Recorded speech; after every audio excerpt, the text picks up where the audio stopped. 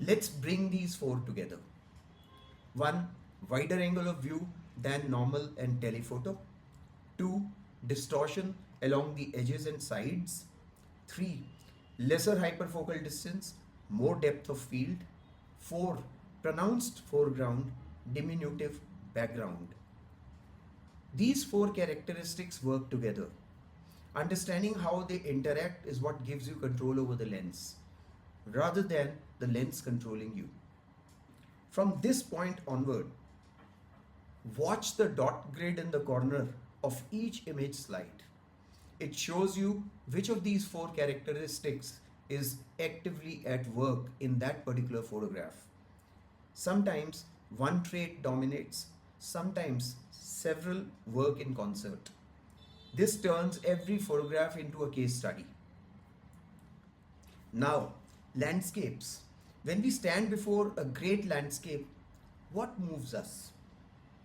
Usually three things: scale, depth, and the feeling of presence, of actually being there.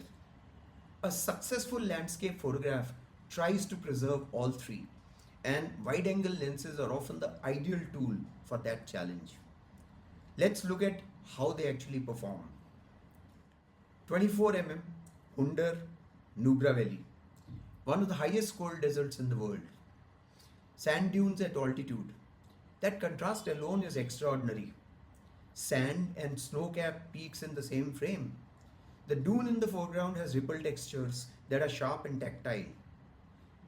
That's fourth characteristic of wide-angle lens. Dominant close objects and diminutive far objects. The scrub vegetation, the green tree strip in the midground, and then the enormous Karakoram mountains behind. And those are characteristic 1 and 3 in play: wider view and depth due to hyperfocal distance. Without width, the uniqueness of this place is impossible to communicate. The wide angle earns its place here. 27 mm Kanyakumari again, but now at Blue R. A completely different mood. The foreground is now dark volcanic rocks with waves blurred to a silver white mist. In the middle distance, the Vivekananda Rock Memorial, now lit in warm golden light against the purple orange blue twilight sky. The rocks are vast and near. The memorial is distant and small. C3 holds both in focus. C3, characteristic 3. But there is something else here: light and mood. The wide angle is not just capturing the geography, it is capturing the atmosphere of this place at this hour. That is what great wide angle landscape photography does at its best.